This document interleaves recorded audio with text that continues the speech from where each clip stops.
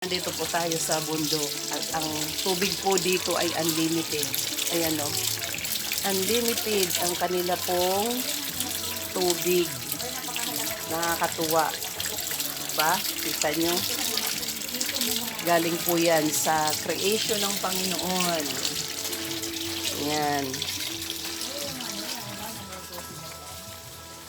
So may mga manok dito. Ayan. Unlimited ang kanilang tubig.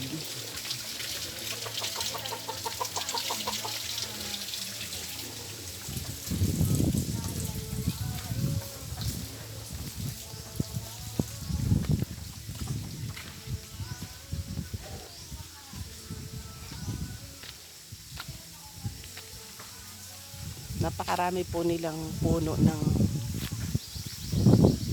nyug at karamihan po nagbubunga na po siya.